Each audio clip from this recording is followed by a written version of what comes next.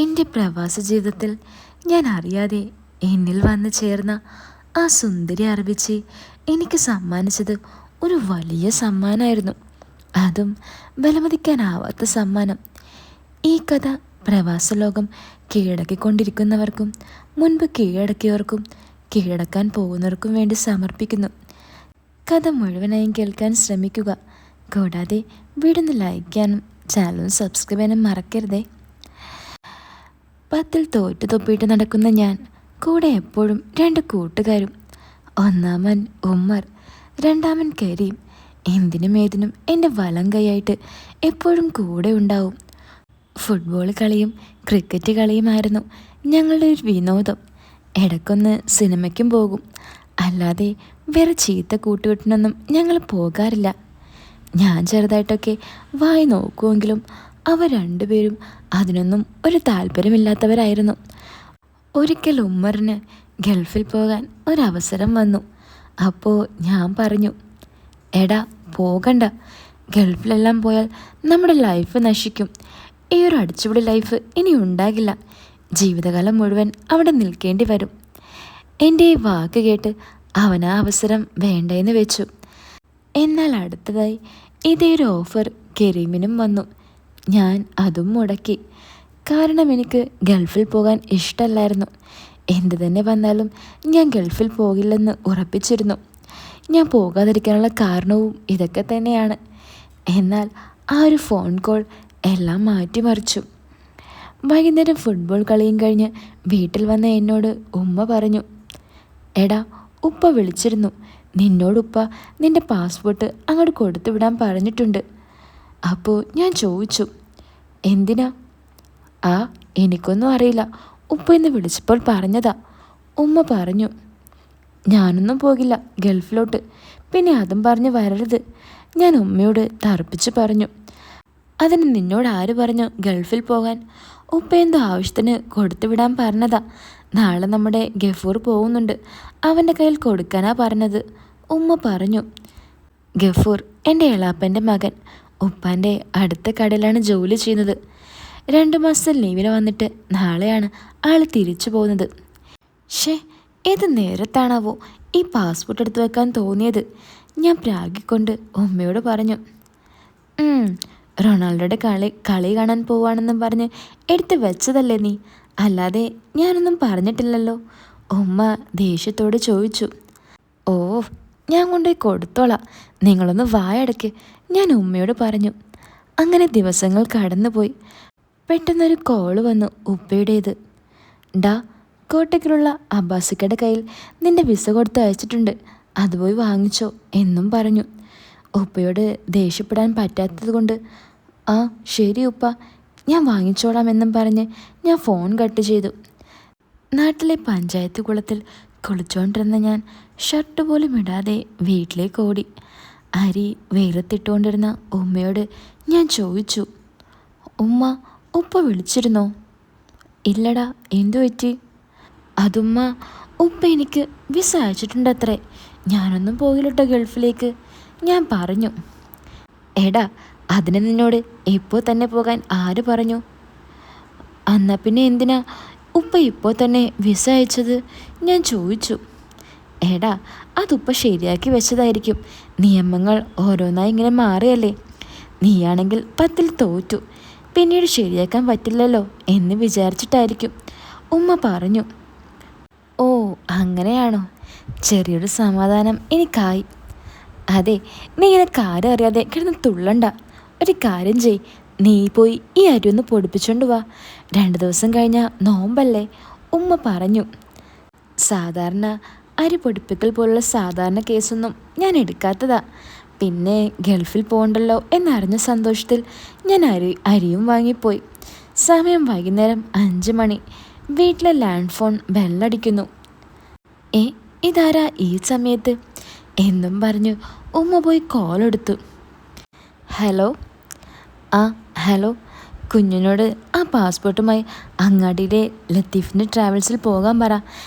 എന്നിട്ട് നാളത്തേക്കോ മറ്റന്നാളത്തേക്കോ ഒരു ടിക്കറ്റ് എടുക്കാൻ പറ. ഉപ്പയാണ് ഉമ്മയോടത് പറഞ്ഞത്. ഇത് കേട്ട ഉമ്മ ആകെ വിറച്ചുപോയി. ഞാൻ ഗൾഫിലേക്ക് പോകുന്നതിനുള്ള സങ്കടമല്ലായിരുന്നു, മറിച്ച് ഈ കാര്യം എങ്ങനെ എന്നോട് പറയുമെന്ന് ആലോചിച്ചിട്ടായിരുന്നു. ഉമ്മയുടെ നിൽപ്പും ഭാവവും കണ്ട് എനിക്ക് തോന്നി എന്തോ പന്തികളുണ്ടെന്ന്. ഞാൻ ഉമ്മയുടെ അടുത്ത് ചെന്ന് ചോദിച്ചു, എന്താ ഉമ്മ, ആരാ വിളിച്ചേ? എടാ, അത് ഉപ്പയാണ്. ഉപ്പയോ? ഈ സമയത്തോ? എന്തു പറ്റി? സാധാരണ ഈ ടൈമിൽ അങ്ങനെ വിളിക്കാറില്ലല്ലോ. എടാ, അത് ഉപ്പ പറഞ്ഞു നിന്നോടാ പാസ്പോർട്ടുമായി ലത്തീഫിൻ്റെ ട്രാവൽസിൽ ചെല്ലാൻ. ട്രാവൽസിലേക്കോ? അതെന്തിനാ? ഞാൻ ചോദിച്ചു. എടാ, അത് ഉപ്പയ്ക്ക് വയ്യത്രേ, ഒറ്റയ്ക്ക് മടുത്തു എന്ന്. ഏ, ഒറ്റയ്ക്കോ? അതെന്താ, അയാളില്ലേ അവിടെ? അയാൾ നാട്ടിൽ പോയോ? ഞാൻ ചോദിച്ചു. ഇല്ലടാ, അയാൾ നാട്ടിലൊന്നും പോയിട്ടില്ല. ഫ്രൂട്ട്സ് വാങ്ങാൻ മാർക്കറ്റിൽ പോയപ്പോൾ കാലൊന്ന് തെന്നി വീണു. ഇപ്പോൾ നടുവ് വെട്ടി നടക്കാൻ വയ്യത്രേ. ഈ അയാളെന്ന് പറയുന്നത് ആരാണെന്നറിയോ? ഉപ്പയുടെ പാർട്ട്ണർ അഷ്റഫിക്കയാണ്. അതിന് ഞാനിപ്പോൾ എന്ത് ചെയ്യണമെന്നാ ഉപ്പ പറയുന്നത്? ഞാൻ ഉമ്മയോട് ചോദിച്ചു. അത് നിന്നോട് നാളെയോ മറ്റന്നാളോ അങ്ങോട്ട് കയറാൻ. നോമ്പല്ലേ വരുന്നത്, കടയിൽ നല്ല തിരക്കായിരിക്കും, ഉപ്പയെ കൊണ്ട് ഒറ്റയ്ക്ക് സാധിക്കില്ല, ഉമ്മ പറഞ്ഞു. കുറച്ച് സമയം പറ്റില്ലെന്നൊക്കെ പറഞ്ഞു നോക്കിയെങ്കിലും അവസാനം ഞാൻ സമ്മതിച്ചു. ശരി, ഞാൻ ട്രാവൽസിൽ പോയി നോക്കാം എന്ന് പറഞ്ഞു. അങ്ങനെ ട്രാവൽസിലേക്കെന്ന് പറഞ്ഞ് പുറത്ത് 2 കറക്കം കറങ്ങി വന്നിട്ട് ഞാൻ ഉമ്മയോട് പറഞ്ഞു, ടിക്കറ്റില്ല, എല്ലാം ഫുള്ളാണ്, ലത്തീഫിക്ക പറഞ്ഞതാണ്. ഉമ്മ ഇത് നേരെ ഉപ്പാനെ വിളിച്ചു പറഞ്ഞു. ഈ ട്രാവൽസ് ഉടമ ലത്തീഫിക്ക ഉപ്പാൻ്റെ ഫ്രണ്ടാണെന്ന് ഞാൻ മറന്നിരുന്നു. ഉപ്പ നേരെ ലത്തീഫിക്കയെ വിളിച്ചു ടിക്കറ്റ് സെറ്റാക്കി. ഞാൻ അവിടെ ചെന്നിട്ടേ ഇല്ലെന്നുള്ള സത്യം ലത്തീഫിക്ക ഉപ്പയോട് പറഞ്ഞു. ഉപ്പ നേരെ എന്നെ വിളിച്ചു.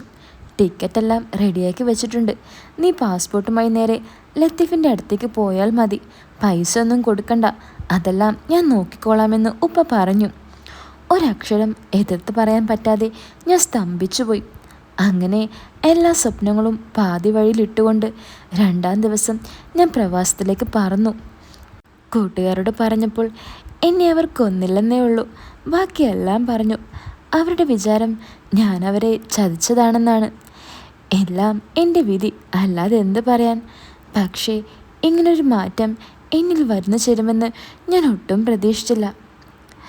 അറബി നാട്ടിൽ കാലുകുത്തിയ ഞാൻ കണ്ടത് സൗന്ദര്യം തുളുമ്പുന്ന അറബി പെണ്ണുങ്ങൾ, കണ്ടാൽ കണ്ണെടുക്കാൻ പറ്റാത്ത ശില്പരൂപങ്ങൾ, നല്ല വെള്ള പർദ്ദ ധരിച്ച അറബികൾ, സ്റ്റൈലൻ നടപ്പും ചിരിയുമൊക്കെ.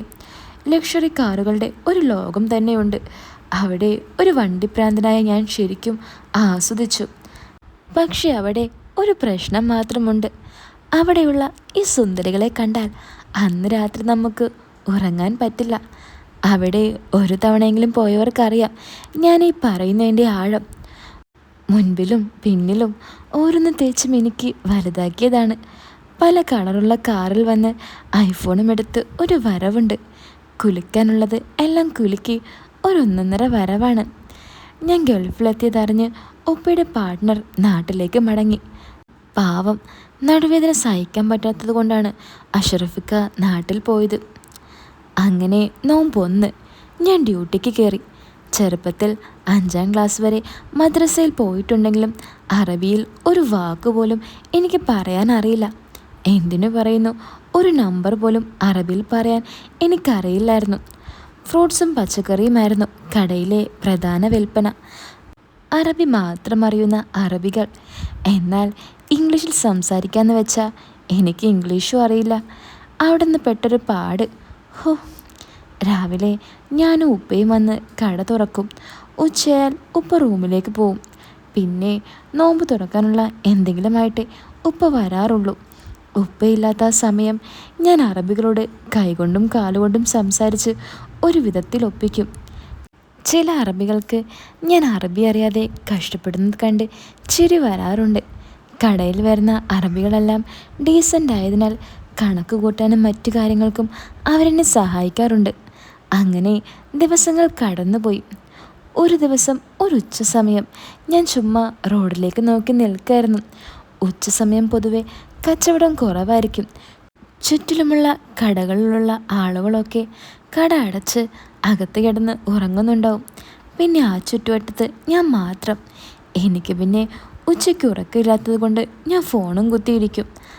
അങ്ങനെ ആ ഇരിപ്പിൽ ഒരു വലിയ കറുപ്പ് കാറ് എൻ്റെ കടയുടെ പാർക്കിങ്ങിൽ വന്ന് നിർത്തി. ഫുൾ കോളിംഗ് കവർ ഒട്ടിച്ചതുകൊണ്ടാണെന്ന് അറിയില്ല, ഉള്ളിൽ ആരാണെന്ന് പോലും അറിയുന്നുണ്ടായിരുന്നില്ല. ഞാൻ ഫോണിൽ നിന്നും കണ്ണ് മാറ്റി ആരെങ്കിലും ഇറങ്ങുന്നുണ്ടോ എന്ന് വീക്ഷിച്ചു. പക്ഷെ ആരും ഇറങ്ങുന്നില്ല. ആരായാലും ഇറങ്ങുവാണെങ്കിൽ ഇറങ്ങട്ടെ എന്ന് ഞാൻ മനസ്സിൽ പറഞ്ഞ് ഫോണിൽ കളി തുടർന്നു. പെട്ടെന്നൊരു ഹോൺ. ഞാൻ ഞെട്ടിപ്പോയി. ഞാൻ വേഗം എഴുന്നേറ്റ് നിന്ന് നോക്കാൻ തുടങ്ങി. ഒരു സുന്ദരമായ വെളുത്ത കൈ. ആ കൈയിൽ ഒരു ഗോൾഡൻ നിറത്തിലുള്ള വാച്ച്. കൈ പാതിയോളം ചുവന്ന മൈലാഞ്ചി ഇട്ടിരിക്കുന്നു. ഗ്ലാസ് താഴ്ത്തി എന്നെ മാടി വിളിക്കുന്നു. ഞാൻ വേഗം ഓടിച്ചെന്നു. മുഖം മുഴുവൻ ഹിജാബിട്ട് മറച്ചിരിക്കുന്നു. സുന്ദരമായ കണ്ണുകൾ മാത്രമേ കാണാൻ കഴിയുന്നുള്ളൂ. വരച്ചു വെച്ച പോലത്തെ പീലി നിറഞ്ഞ കണ്ണുകൾ. ആ മനോഹരമായ കണ്ണുകളിൽ നോക്കി ഞാൻ സ്തംഭിച്ചു നിന്നു. അവരെന്തോ എന്നോട് ചോദിക്കുന്നതായി എനിക്ക് തോന്നി. പക്ഷേ ഞാനത് കേട്ടില്ല. ഞാൻ കേട്ടില്ലെന്ന് മനസ്സിലാക്കി അവർ വീണ്ടും ചോദിച്ചു, ആപ്പിൾ ഉണ്ടോ എന്ന്. അതും അറബിയിൽ. ഞാൻ ഉണ്ടെന്ന് പറഞ്ഞു. എൻ്റെ മറുപടി പാതി തല കൊണ്ടും കൈകൊണ്ടുമായിരുന്നു. പുതിയതാണോ? അവളുടെ അടുത്ത ചോദ്യം വന്നു. ഞാൻ പറഞ്ഞു അതേ എന്ന്. അപ്പോൾ അവൾ അടുത്ത സാധനം പറഞ്ഞു. ഞാൻ വേഗം പോക്കറ്റിൽ നിന്നും പെണ്ണെടുത്ത് അവൾ പറയുന്ന സാധനങ്ങൾ എഴുതാൻ ആരംഭിച്ചു. ഒരു 10-15 സാധനങ്ങൾ അവൾ ഓർഡർ ചെയ്തു. ഞാൻ വേഗം എല്ലാം എഴുതിയെടുത്ത് കടയിലേക്ക് ഓടി. എല്ലാം പെട്ടെന്ന് തന്നെ പാക്ക് ചെയ്ത് വലിയൊരു പെട്ടിയിലാക്കി അവളുടെ കാറിൽ കൊണ്ടുപോയി വെച്ചു കൊടുത്തു. എത്ര രൂപയായി? അവൾ ചോദിച്ചു. 150 ദിർഹം. ഞാൻ പറഞ്ഞു. 200 ദിർഹത്തിൻ്റെ ഒരു നോട്ടെടുത്ത് തന്ന് അവൾ എന്നോട് ബാക്കി വയ്ക്കാൻ പറഞ്ഞു. എനിക്കത് ഒരുപാട് സന്തോഷം നൽകി. കാരണം ആദ്യമായിട്ടാണ് എനിക്കൊരാൾ ടിപ്പ് തരുന്നത്. ഞാൻ അവളോട് എൻ്റെ നന്ദി അറിയിച്ചു. ഒരു പുഞ്ചിരി കണ്ണുകൊണ്ട് സമ്മാനിച്ച് അവൾ പോയി. 20 ദിർഹം ടിപ്പ് കിട്ടിയ സന്തോഷം എനിക്ക് പറഞ്ഞറിയിക്കുന്നതിനേക്കാളും വലുതായിരുന്നു. അങ്ങനെ ഓരോ ദിവസങ്ങൾ കടന്നുപോയി. നല്ലതും ചീത്തയുമായ കുറേ കസ്റ്റമേഴ്സിനെ എനിക്ക് കിട്ടി. അതിൽ ചില സുന്ദരിമാരും. പല രാജ്യങ്ങളിലെ പല തരത്തിലുള്ള സുന്ദരിമാർ. ഈജിപ്ത്, ഫിലിപ്പിനോസ്, ഒമാൻ, ആഫ്രിക്ക, അങ്ങനെ കുറേ സ്ഥലങ്ങളിലെ സുന്ദരിമാർ. ഇനിയും ഒരുപാട് സ്ഥലത്തുള്ളവരുണ്ട്. പക്ഷേ അതിവിടെ പറയാൻ എനിക്ക് ഓർമ്മ കിട്ടുന്നില്ല. എല്ലാവരിൽ നിന്നും പല വ്യത്യസ്തമായ അനുഭവങ്ങൾ എനിക്ക് കിട്ടി.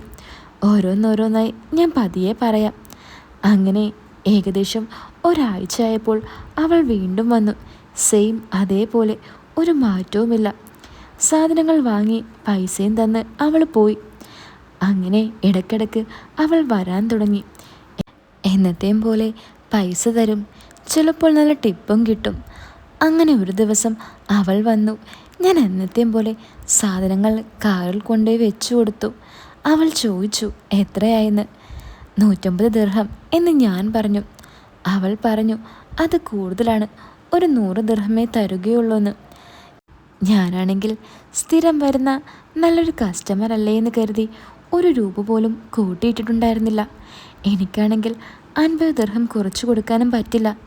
ഞാൻ എനിക്കാവുന്ന ഭാഷയിൽ അവളോട് പറഞ്ഞു പറ്റില്ല, എനിക്ക് നഷ്ടമാണെന്ന്. പക്ഷെ അവളത് കേട്ടില്ല. ഞാൻ 100 ദിർഹം മാത്രം തരുമെന്ന് അവൾ വീണ്ടും പറഞ്ഞു.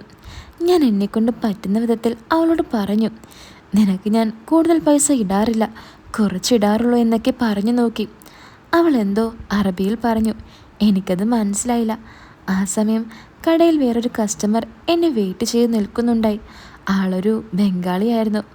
അവളുടെ കയ്യിൽ നിന്നും പൈസ കിട്ടിയിട്ട് എനിക്ക് കടയിൽ വന്ന് അവന് വേണ്ട സാധനങ്ങൾ കൊടുക്കാൻ പറ്റുകയുള്ളൂ. അവളാണെങ്കിൽ ഇങ്ങനെ വാശിയും പിടിച്ച് നിൽക്കുന്നു. എനിക്കാകെ ദേഷ്യം വന്നു. ഞാൻ പറഞ്ഞു എനിക്ക് തരാൻ പറ്റില്ല, നീ വേറെ എവിടെയെങ്കിലും പോയി വാങ്ങിച്ചോ എന്ന്. അങ്ങനെ കാറിൽ വെച്ച് കൊടുത്ത പച്ചക്കറിയും ഫ്രൂട്ട്സും ഞാൻ പുറത്തേക്കെടുത്തു. അവളെന്തോ പറയുന്നുണ്ടായി. ഞാനതൊന്നും ശ്രദ്ധിച്ചില്ല.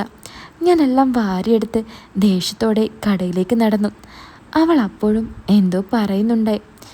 അത് കേട്ട് ഞാൻ പറഞ്ഞു, നീ ഇനി 150 തന്നാലും നിനക്കിവിടെ സാധനമില്ല, നീ വേറെ എവിടെയെങ്കിലും പോയി വാങ്ങിച്ചോ എന്ന്. ഞാൻ ആ സാധനങ്ങളുമായി കടയിലേക്ക് വന്നു. അവൾ ദേഷ്യത്തോടെ കാറും എടുത്തു പോയി.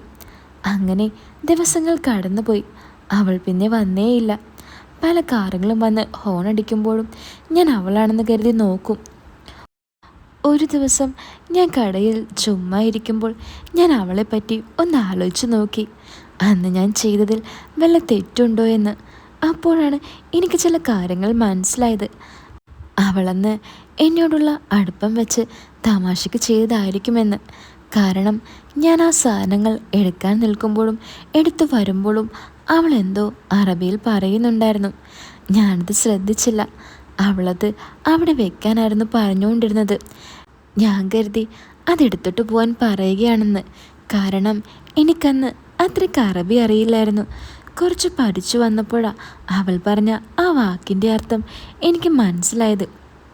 പിന്നെ അവൾ ഒരിക്കലും അങ്ങനെ ചെയ്യില്ല. അങ്ങനൊരു പെണ്ണല്ല. അവളെന്നെ കളിപ്പിക്കാൻ നോക്കിയതാണ്. എൻ്റെ സൈഡിൽ തെറ്റ് പറ്റിയെന്ന് എനിക്ക് മനസ്സിലായി. പിന്നീടുള്ള ദിവസം എനിക്ക് കുറ്റബോധത്തിൻ്റെ നാളുകളായി മാറിക്കഴിഞ്ഞു. എല്ലാ ദിവസവും ഞാൻ അവൾ വരുന്നത് കാത്തു നിന്നു. സാധനമൊന്നും വാങ്ങിയില്ലെങ്കിലും ഒന്ന് കണ്ടാൽ മതിയെന്നായി. അങ്ങനെ വീണ്ടും ദിവസങ്ങൾ കടന്നുപോയി. ഇതിനിടയിൽ പല സംഭവങ്ങളും എന്നിൽ നടന്നു. അതൊന്നും ഞാൻ ഇവിടെ ഇപ്പോൾ വിവരിക്കുന്നില്ല. അതൊക്കെ ഞാൻ പിന്നെ പറയാൻ ശ്രമിക്കാം. അങ്ങനൊരു ദിവസം ഒരു ഉച്ച സമയം ബോറടിച്ച് ഫോണിൽ തോണ്ടിക്കൊണ്ടിരിക്കുമ്പോഴാണ് ഒരു കാർ വന്ന് നിൽക്കുന്നത്. ഞാൻ നോക്കിയപ്പോൾ അതേ കാർ. അവളായിരിക്കണേ എന്ന് ഒറ്റ പ്രാർത്ഥനയുള്ള എനിക്ക്. ഹോണടി വന്നു. ഞാൻ പോയി നോക്കി. ദാ അവൾ. എൻ്റെ മനസ്സ് നിറഞ്ഞു.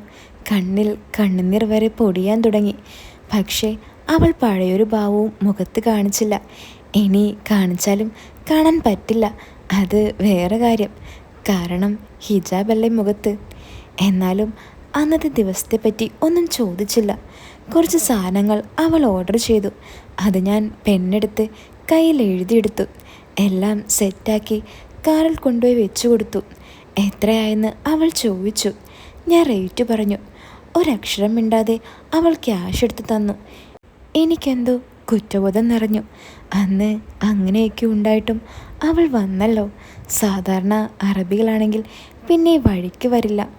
ഞാൻ രണ്ടും കൽപ്പിച്ച് അവളോട് സോറി പറഞ്ഞു. സോറി, എനിക്കറിയാതെ സംഭവിച്ചതാണ്. എനിക്ക് അറബി അധികം അറിയില്ല. അങ്ങനെ പറ്റിയതാണ് ഞാൻ പറഞ്ഞു. പക്ഷെ അവൾ ആ പറഞ്ഞതിന് തിരിച്ചൊരു മറുപടിയും പറയാതെ അവൾ കാറും എടുത്തു പോയി. വീണ്ടും മനസ്സിൽ സങ്കടം മാത്രം ബാക്കി. പിന്നൊരു സമാധാനം എന്താണെന്ന് വെച്ചാൽ അവൾ വന്നല്ലോ. എൻ്റെ അടുത്ത് തന്നെ വന്ന് വാങ്ങിയല്ലോ. ഈ അറബി രാജ്യത്ത് വേറെ എത്ര കടകളുണ്ട്. അവിടെയൊന്നും പോകാതെ വീണ്ടും എൻ്റെ അടുത്ത് തന്നെ അവൾ വന്നില്ലേ. ആ ഒരു ആശ്വാസത്തിൽ ആ ദിവസം കടന്നുപോയി. അടുത്ത ദിവസം ഞാനൊരു കസ്റ്റമറിന് സാധനം കൊടുത്തുകൊണ്ട് നിൽക്കുമ്പോൾ പുറത്തുനിന്ന് ഒരു ഹോണടി കേട്ടു. ഞാൻ പുറത്തേക്ക് നോക്കിയപ്പോൾ കണ്ടത് അവളുടെ കാറ്. ഇവളല്ലേ ഇന്നലെ വന്നത്? സാധാരണ ഒരാഴ്ച ഇടവിട്ടാണ് അവൾ വരാറുള്ളത്. ഞാൻ വേഗം ഓടിച്ചെന്നു. കാറിൻ്റെ ഗ്ലാസ് താഴ്ത്തി അവൾ എനിക്കൊരു കവർ തന്നു. ഒരു ചെറിയ പേപ്പർ കവർ. കവറിൽ ഇവിടെ അടുത്തുള്ള വലിയൊരു റെസ്റ്റോറൻറ്റിൻ്റെ പരസ്യവുമുണ്ട്. ഞാനത് വാങ്ങി. ഇത് നിനക്കാണ്, ഞാൻ പോവാണ് എന്നും പറഞ്ഞ് അവൾ കാർ റിവേഴ്സ് എടുത്ത് പോയി. എനിക്കൊരുപാട് സന്തോഷമായി. ഞാൻ കടയിൽ പോയി ആ കവർ തുറന്ന് നോക്കി. അറബിക് സാൻഡ്വിച്ചും ഒരു കോള ബോട്ടിലും. കസ്റ്റമർ പോയ ഉടനെ ഞാനത് കഴിച്ചു. വല്ലാത്തൊരു ടേസ്റ്റായിരുന്നു അതിന്. ഞാൻ അവളെ ഓർത്ത് അത് കഴിച്ചു. എന്തായാലും അവൾക്ക് എന്നോടുള്ള പിണക്കം മാറിയെന്ന് എനിക്ക് മനസ്സിലായി. അങ്ങനെ ആ ദിവസം കടന്നുപോയി. അടുത്ത ദിവസം ഓരോ നിമിഷവും ഞാൻ അവൾക്കായി കാത്തു നിന്നു. അവൾ വന്നു, ഹോണടിച്ചു. പക്ഷേ എനിക്ക് പോയി നോക്കാൻ പറ്റിയില്ല. പോയി നോക്കിയത് എൻ്റെ ഉപ്പയാണ്. ഉപ്പ വന്ന് പോകാൻ കുറച്ച് വൈകിയിരുന്നു. കുറച്ചധികം സാധനങ്ങൾ ഉള്ളതുകൊണ്ട് എന്നെ സഹായിക്കാൻ ഉപ്പ കുറച്ചു നേരം കടയിലുണ്ടായിരുന്നു. പിന്നെ അവൾ വന്നത് എന്നും വരുന്ന സമയത്തേക്കാൾ കുറച്ച് മുമ്പുമായിരുന്നു.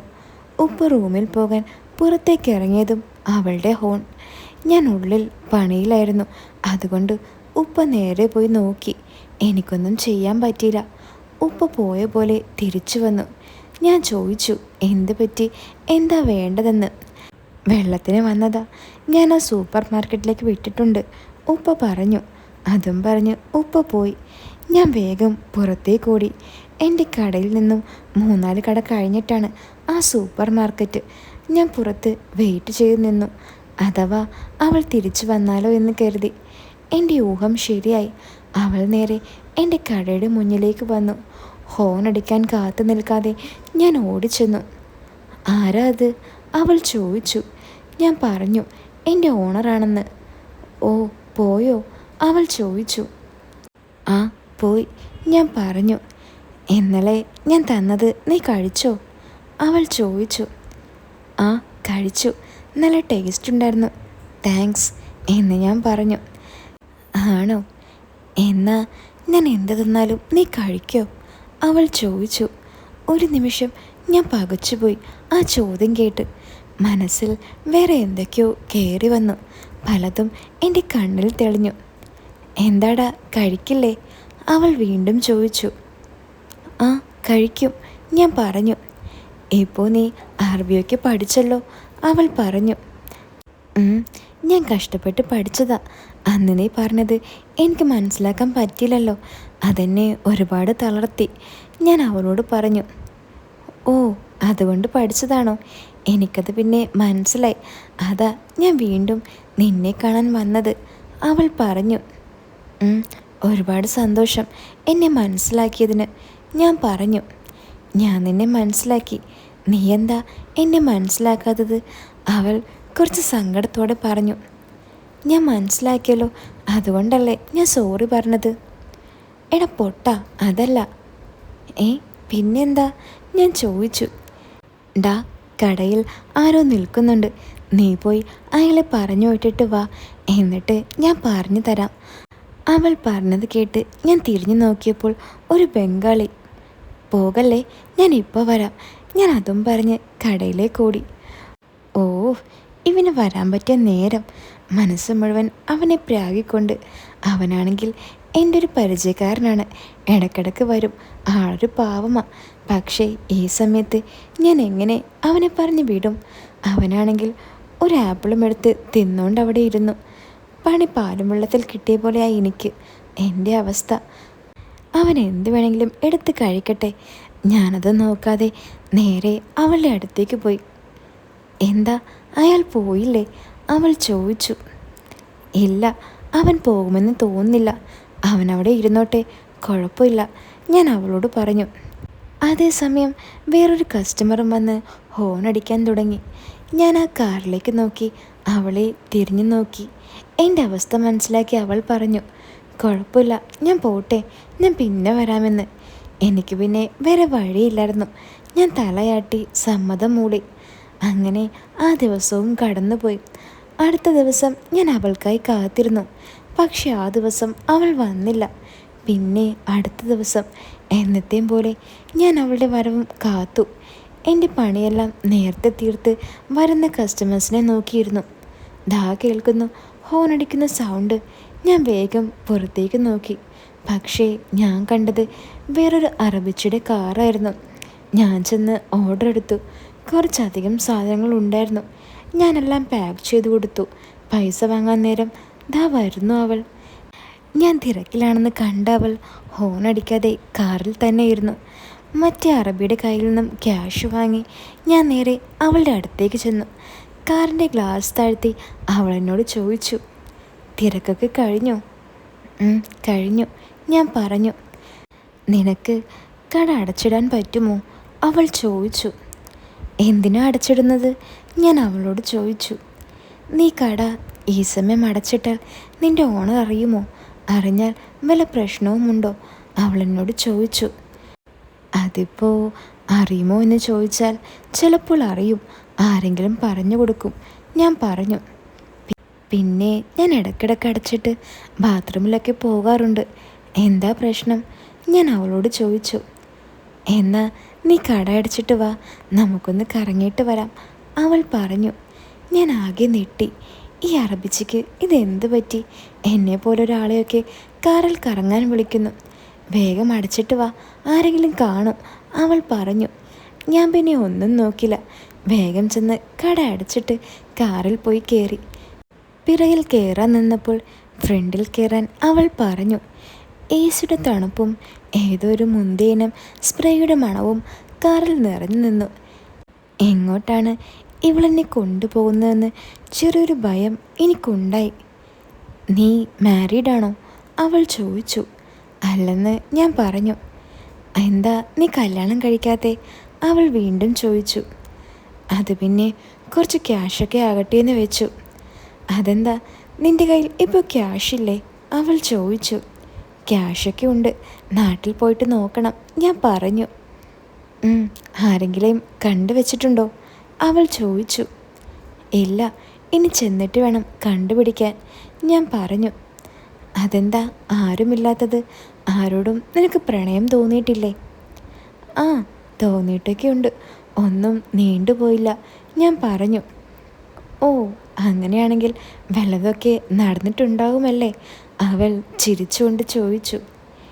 ഏയ്, അങ്ങനെയൊന്നുമില്ല, ഞാൻ ഡീസൻ്റാണ്. അവൾ കാറൊരു സൈഡിൽ ഒതുക്കി. ചുറ്റിലും മരുഭൂമി. റോഡിലൂടെ കുറേ വാഹനങ്ങൾ ചീറിപ്പറന്ന് പോകുന്നുണ്ട്. അവൾ ഒരു റെഡ് ബുൾ എടുത്ത് എനിക്ക് തന്നു. എന്നിട്ട് അവളും കുടിച്ചു. നിനക്ക് വൈകുന്നുണ്ടോ? അവൾ ചോദിച്ചു. ഏയ് ഇല്ല, അത് കുഴപ്പമില്ല, ഞാൻ പറഞ്ഞു. അപ്പോൾ അവൾ എന്നോട് പറഞ്ഞു. എനിക്ക് 2 പെൺകുട്ടികളുണ്ട്, 4 വയസ്സും 2 വയസ്സും. ഭർത്താവ് ലണ്ടനിലാണ്, ഇടയ്ക്ക് വരും, 1-2 ദിവസം നിൽക്കും, പോകും. അവളത് പറഞ്ഞപ്പോൾ അവളുടെ പോക്ക് എങ്ങോട്ടാണെന്ന് എനിക്ക് മനസ്സിലായി. റെഡ് ബുൾ ബോട്ടിൽ അവിടെ വെച്ച് അവളെൻ്റെ കണ്ണിലേക്ക് തന്നെ നോക്കിക്കൊണ്ടിരുന്നു. ഞാനും ഒട്ടും വിട്ടുകൊടുത്തില്ല. ഞാനും നോക്കി. അങ്ങനെ ഞങ്ങൾ അവിടെ വെച്ച് പരിസരം മറന്ന് ഓരോന്ന് ആസ്വദിച്ചു. പുറത്ത് റോഡിൽ ചീറിപ്പായുന്ന വാഹനങ്ങൾ, ആ വാഹനത്തിൻ്റെ ശബ്ദം, മരുഭൂമിയിൽ നിന്നും അടിക്കുന്ന ചൂട് കാറ്റ്, ആ കാറ്റിൻ്റെ ശബ്ദം. ഇതിനിടയിൽ ഞങ്ങൾ എല്ലാത്തിലേക്കും കൂടുതൽ ആഴത്തിൽ ഇറങ്ങിക്കഴിഞ്ഞു. എൻ്റെ ഗൾഫ് ജീവിതത്തിൽ ആ അറബിച്ചി എനിക്ക് തന്ന ആ വിലമതിക്കാനാവാത്ത സമ്മാനം ഞാൻ ശരിക്കും ആസ്വദിച്ചു. ഇതൊരു തുടക്കം മാത്രമായിരുന്നു എനിക്ക്. വീണ്ടും ഇങ്ങനെയുള്ള അവസരങ്ങൾ പല ആളുകളുടെ കയ്യിൽ നിന്നും എനിക്ക് വന്നു ചേർന്നു. അതെല്ലാം ഞാൻ പിന്നീടൊരിക്കൽ വിവരിക്കാം.